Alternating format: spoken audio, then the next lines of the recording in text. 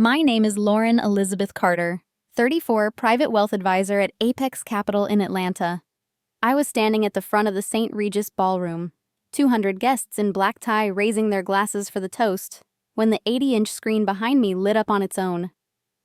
Security footage, crystal clear. My little sister Madison, hoodie up, slipping into my private office at 3 in the morning, punching the code on my wall safe I never gave her, pulling out every single investment binder with my name on it, 7 figures worth of portfolios I'd spent 12 years building. She looked straight at the hidden camera, smirked, and mouthed, "Thanks, sis." The room went dead silent. Champagne flutes froze halfway to lips. My fiancé Ryan's hand tightened on mine. Then the double doors at the back swung open and 6 federal agents in Navy windbreakers walked straight toward the head table. If you've ever watched your own blood destroy everything you worked for in front of everyone you know, hit that subscribe button and comment the city you're watching from. Because this one still keeps me up at night. Growing up in Marietta, Georgia, our 3-bedroom ranch house baked under summer suns on a cul-de-sac, where pickup trucks idled and screen doors slapped shut like punctuation. Dad, Gregory Carter, owned a corner auto shop, hands blackened with transmission fluid, haggling parts prices over greasy counters while neighbors swapped trucker stories. Mom, Pamela Carter, volunteered at the PTA bake sales, her aprons dusted with flour, always the one rallying moms for carpool rotations that somehow skipped our driveway. I was 8 when I started raking leaves for the elderly couple next door, pocketing quarters in a sock drawer for comic books that fueled escape fantasies. Madison, 4 years my junior, unwrapped the deluxe art set that Christmas, brushes gleaming under tree lights, while my sketch pad yellowed on the shelf. One crisp fall day, I stashed my earnings in a shoebox taped under my bed, visions of a savings bond dancing in my head. Madison, hunting for crayons, pried the tape loose and upended the box, coins rolling under furniture like escaped marbles. Dad knelt to gather them from baseboards, voice even. "Lauren, accidents happen. Your sister's playful." Mom vacuumed the strays, then fixed Madison a peanut butter sandwich. "Big sisters share, dear. Lead by example." That shoebox migrated to a locked drawer soon after, but the blueprint etched in. At 11, I joined the junior library club, reshelving paperbacks for volunteer hours toward community service credits. Madison charmed her way into free dance classes at the rec center, twirling home with glitter stickers and tales of spotlight moments. My report card, straight A's taped to the fridge door, drew a quick scan from Mom during dish duty. Solid work, but Madison's got that flair. Talent scouts notice energy like hers. Dad grunted approval over his sports page. True enough. Lauren's reliable, Madison's magnetic. I peeled the tape off quietly that evening, filing the card in a folder marked Proof. Our little brother Dylan, barely 5, peered from the kitchen doorway, clutching a toy wrench, too young to weigh in on the scales. Favoritism trickled down easy channels. Dad fronted Madison cash for craft supplies that morphed into mall hauls. Mom sewed her costumes for school plays, stitches perfect, while my hem repairs came with lectures on thrift. My dog-walking roots banked the phone bill, yet chit-chat bypassed thanks, looping to Madison's latest invention doodles. Aunt Diane, Dad's younger sister, tucked in a shotgun bungalow across the interstate, rolled up for my middle school awards ceremony in a sun-faded sedan, clutching a laminated certificate frame. Her note inside read simple: "Forge ahead, Lauren. Shadows don't define sunrises." I propped it on my nightstand, a stealth compass. She bridged gaps sporadically, dropping off finance puzzles during holiday potlucks, her tone firm. "Your trajectory's yours. Steer true." The grooves deepened into adolescence. Madison headlined Mom's coffee clatches, Dad's grillside yarns. I layered extracurriculars like armor, debate club debates fueling late-night outlines for essay contests. Dylan tagged along with Madison's whims, aping her giggles at my planner scribbles. When my first paid gig landed at 14, proofreading neighborhood newsletters, I mentioned it over pot roast. Dad speared a carrot, eyes on the game flicker. Steady gig, but hold space for Madison's photography club exhibit soon. Mom passed the rolls her way. Our sparkler's blooming. Lauren gets priorities. I logged the paycheck solo after, routing it to a starter account at the local bank. Aunt Diane forwarded articles on young entrepreneurs. margins alive with her highlights on resilience. Those pages fueled midnight reads when parental snores rattled vents. The house rhythm pulsed favoritism. Madison's detours forgiven, mine audited. Dylan, hitting 9, started echoing her deflections, accidentally crumpling my homework edges. 15 ushered club presidencies and mock trial wins, my calendar a battlefield of color-coded slots. Madison commandeered couch cushions for photo shoots, props commandeered from my closet. Dad tuned her camera on request, mine pixelated from neglect.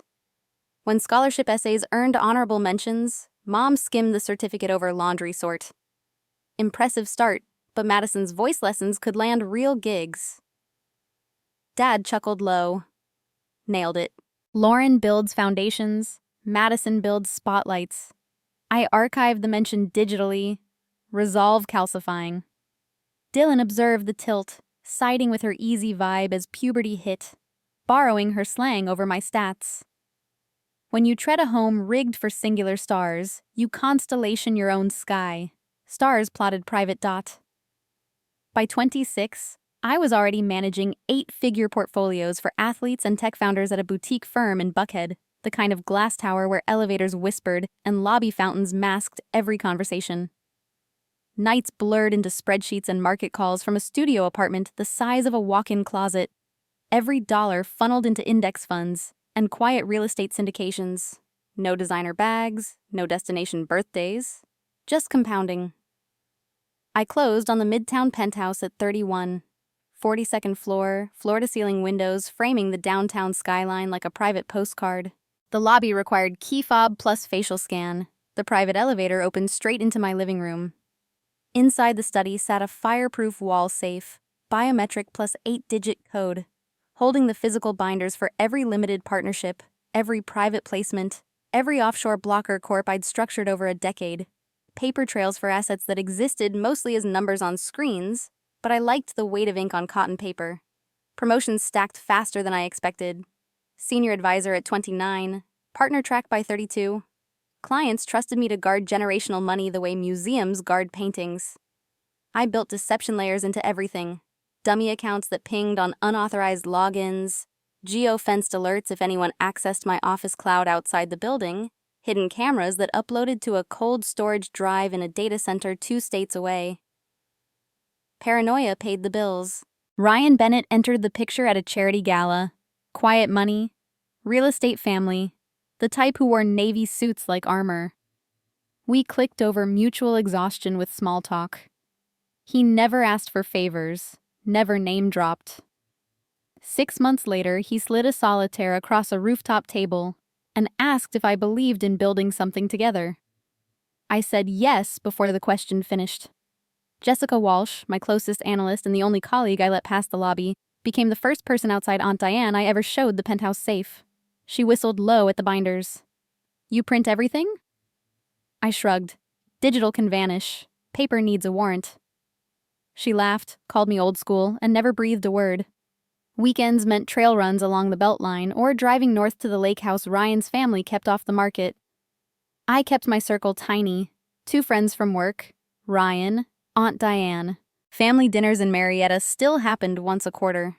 Mandatory appearances where Mom refilled Madison's wine glass first, and Dad asked about her creative projects, while my latest 8-figure close barely earned a nod. I stopped correcting the math. The safe grew heavier. New syndications, a vintage watch collection insured separately, legal originals for every trust I'd layered to shield principal from taxes and lawsuits. I routed statements to a P.O. box, changed the biometric lock every 6 months, rotated the code like clockwork. Ryan teased that I treated money like state secrets. I told him secrets were the only thing that stayed mine. Isolation became architecture. No shared streaming accounts, no joint credit cards, no "let me hold that for you." I had learned early that trust was a luxury I funded myself. The penthouse view glittered every night. Proof that distance could be purchased square foot by square foot. 6 months before the engagement party, Madison showed up at the penthouse unannounced. Mascara streaked, clutching an eviction notice and a duffel bag that smelled like cheap motel soap. She collapsed on the white sofa, voice cracking about a failed boutique clothing line and creditors circling. Mom had already cut her off, Dad refused another loan, and Dylan, now 24 and crashing on friends' couches, told her to figure it out. I listened from the kitchen island, coffee cooling untouched. She needed a place to crash for just a few weeks, and access to my office printer to rebuild her portfolio. I hesitated, then handed over the spare keycard and the 4-digit building code.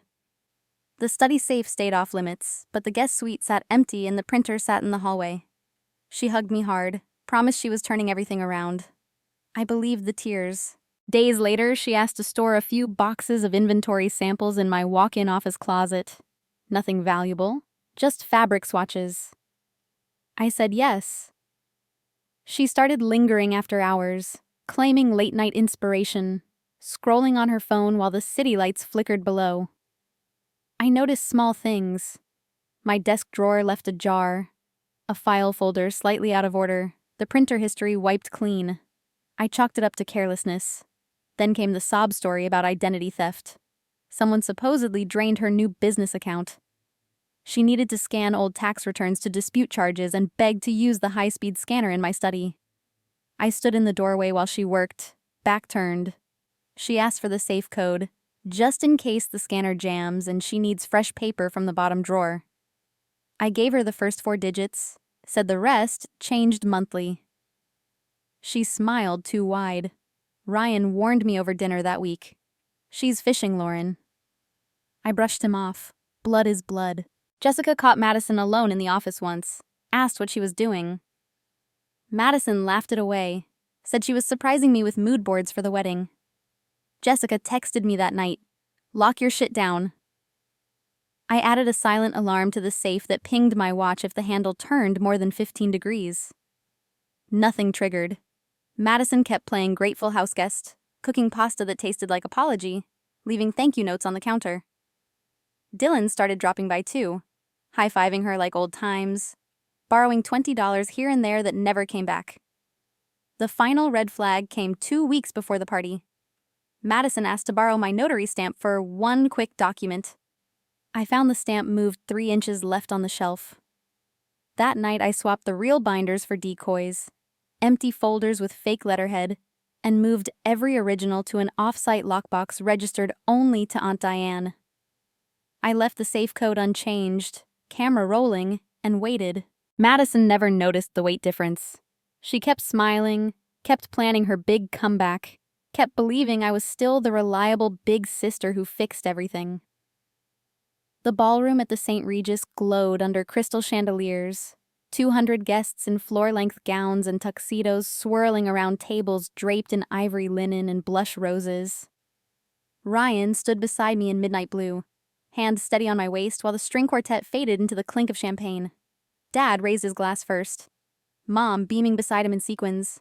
Madison radiant in a backless emerald dress she definitely didn't pay for. Dylan leaning against the bar with a smirk.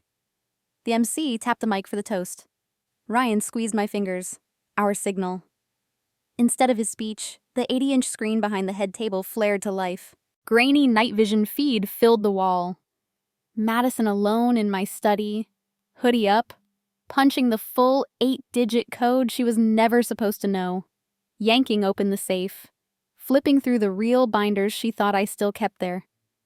She paused on a page, snapped photos with her phone, then whispered to the empty room, "Time to level up, sis." A collective gasp sucked the air out. Forks froze mid-bite. Phones lowered. One woman dropped her clutch. Pearls scattered like hail. Ryan's mother pressed a hand to her mouth. Aunt Diane, seated front left, gave the smallest nod. She'd seen the final cut yesterday. Madison's face drained white under the projector glow. She spun toward me, mouth open, no sound coming out. Mom lunged forward, voice slicing the silence. "Turn that off right now. This is a private family matter." Dad slammed his glass down hard enough to crack the stem. "Lauren, whatever stunt this is, stop it. She's your sister." Dylan pushed off the bar, shoulders squared like he might charge the stage. Guests parted instinctively. Madison found her voice, shrill and cracking. "That's edited! She set me up. She gave me the code." Tears streaked perfect mascara, hands shaking as she pointed at me. Several heads turned, confused, waiting for my denial. I stayed still, microphone now in my hand, the room holding its breath. The footage looped once more. Date stamp undeniable. Audio crystal clear. Ryan stepped half in front of me, protective, silent. Jessica stood near the AV booth, arms crossed, eyes locked on Madison. Not a single guest moved toward the exits. They were glued. Mom tried again, louder. Everyone, please. This is a misunderstanding. Madison's been through enough. A few cousins shifted uncomfortably, but no one clapped or cheered or defended. The silence stretched brutal. Madison's knees buckled slightly. Dylan caught her elbow, hissing something only she heard. The screen finally went black. The lights stayed low. 200 faces stared straight at us, waiting for whatever came next. The double doors at the far end of the ballroom swung open hard enough to bang against the walls. 4 uniformed Atlanta PD officers marched in first, followed by 2 federal agents and Navy windbreakers marked FBI Financial Crimes. Guests parted like a zipper. Phones rose in a wave. The lead agent held up a folder and spoke loud enough for the whole room. Madison Nicole Carter, you're under arrest for wire fraud, identity theft, and securities fraud exceeding 7 figures. Step forward. Madison stumbled back into a table, crystal crashing. Mom shrieked and tried to shove past a cousin. She's innocent. You have the wrong person. Dad's face went purple, finger jabbing toward me. This is your doing, Lauren. You orchestrated this whole circus. An officer caught Mom's arm gently but firmly. Ma'am, step back. Dad kept yelling over the noise. She's family. You can't do this at her sister's engagement. Dylan grabbed Madison's wrist, pulling her toward the side exit, but 2 agents cut them off instantly. He dropped her arm like it burned, eyes darting to the floor, then to the cameras now live streaming from every corner. Madison's wrists snapped into cuffs, the metallic click echoing under the high ceiling. She found my eyes across the room, pure venom. You planned every second of this, didn't you? Ryan's hand tightened on my shoulder, voice low. I'm right here. He didn't flinch when Dad started toward us, stopped only by another officer's raised palm. Jessica moved to my other side, phone already recording for the file. Aunt Diane stood a few feet away, arms folded, watching without a word. Guests whispered behind manicured hands, no one daring to leave their seats. The agents read the charges again, louder this time so every microphone caught it. Unauthorized access to protected financial records, transfer of proprietary client data, attempted sale of stolen securities on dark web forums. Mom collapsed into a chair, sobbing loud enough to carry. Dad's threats dissolved into stunned silence when an agent mentioned federal prison sentencing guidelines. Madison was led out between 2 officers, barefoot now, one heel snapped off in the struggle. Dylan followed a step behind, then stopped, turned, and looked straight at me. Whatever you think you're proving, you just killed this family. He walked out without waiting for a reply. The ballroom doors closed behind the last agent. The quartet never started again. 8 months later, the federal courthouse in downtown Atlanta smelled like old wood and disinfectant. Madison stood in an orange jumpsuit, hair pulled back severe, while the prosecutor laid out bank records, chat logs, and the dark web listings offering my client files for cryptocurrency. The judge didn't flinch. 68 months in federal prison, full restitution of $8.2 million, 10 years supervised release. The gavel fell like a door slamming forever. Mom and Dad lost the house to the restitution lien 6 weeks after sentencing. They moved into a 1-bedroom apartment off the interstate. Dad's tools sold for pennies. Mom's jewelry long gone. Dylan changed his last name on social media the day Madison was transferred and hasn't spoken to me since. Some bridges don't burn. They're dynamited from both sides. Ryan and I got married quietly at the lake house with 20 people who actually showed up for us. Jessica was my only bridesmaid. Aunt Diane walked me down the aisle and whispered, "Proud doesn't cover it, kid." We launched the Carter Resilience Foundation the same year. Scholarships and financial literacy camps for kids raised in homes that never taught them their worth wasn't negotiable. I still get letters from the prison. Madison's handwriting. Always the same 3 lines. I'm sorry. Can you visit? I've changed. They go straight into the fireplace unopened. Forgiveness isn't mandatory, and healing doesn't require reunion. Here's what I want anyone watching to take away. Your value isn't decided by who claps loudest at the dinner table. The people who demand your loyalty while stealing your peace don't get to keep a seat in your life just because you shared DNA. Protect your work, your money, your mental health the same way you'd protect a child, fiercely, without apology. Blood makes you related. Respect, boundaries, and reciprocity make you family. Choose accordingly. I kept the ring Ryan gave me, sold everything else that reminded me of before, and never looked back. Some endings aren't tragic. They're the first page of the life you were always meant to live.